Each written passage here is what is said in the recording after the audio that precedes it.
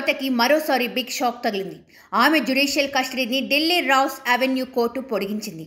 నేటితో Kavitha judicial custody ముగియడంతో ఆమెను రౌస్ అవెన్యూ కోర్టు ప్రత్యేక జడ్జి కావేరీ బవేజా ముందు అధికారులు హాజరుపరిచారు.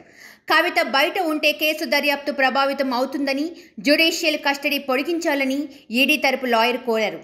Delhi liquor policy, money laundering case దర్యాప్తు కొనసాగుతుందని, కవిత జ్యుడిషియల్ కస్టడీ మరో 14 రోజులు పొడిగించాలని ఈడీ కోర్టును కోరింది. అయితే కవిత జ్యుడిషియల్ కస్టడీ పొడిగించడానికి ఈడీ దగ్గర కొత్తగా ఏమీ లేవని ఆమె తరపు న్యాయవాది తెలిపారు.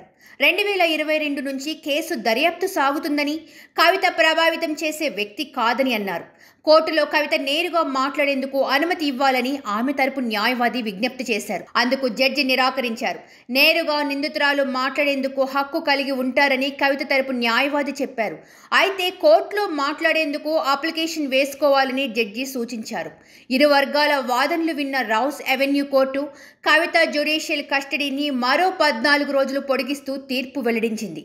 కోర్టు అనుమతితో భర్త అనిల్, కుటుంబ సభ్యులను కవిత కలిశారు. మరోవైపు ఢిల్లీ లిక్కర్ కేసులో తనను అరెస్ట్ చేయడాన్ని సవాలు చేస్తూ సీఎం అరవింద్ కేజ్రీవాల్ దాఖలు చేసిన పిటిషన్పై ఢిల్లీ హైకోర్టు నేడు తీర్పు వెలువరించనుంది. తనను ఈడీ అరెస్టు చేసి రిమాండ్కు తరలించడంపై గతంలో ఆయన ఢిల్లీ హైకోర్టులో పిటిషన్ దాఖలు చేశారు. ఈ క్రమంలో ఈ పిటిషన్పై మంగళవారం న్యాయస్థానం తీర్పు చెప్పనుంది.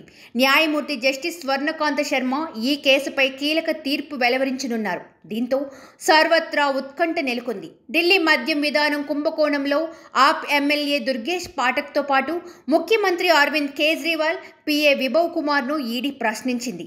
సౌత్ గ్రూప్ నుంచి హవాలా రూపంలో తీసుకున్న 45 కోట్లను గోవా అసెంబ్లీ ఎన్నికల ప్రచారానికి ఆప్ వాడిందని ఈడీ ఆరోపిస్తూ వస్తుంది. ఆ ఎన్నికల్లో గోవాకు పాఠక్ ఇన్ఛార్జిగా ఉన్నారు. ఎన్నికల వేళ జరిగిన నగదు లావాదేవీలపై ఆయన్ను ఈడీ ప్రశ్నించినట్లు తెలిసింది. ఈ కేసులో కీలక పత్రాలకు సంబంధించిన వివరాల కోసం విబన్ను విచారించింది. సబ్స్క్రైబ్ చేయండి. Please do subscribe to. Please like, share and subscribe to top Telugu TV. Top Telugu TV.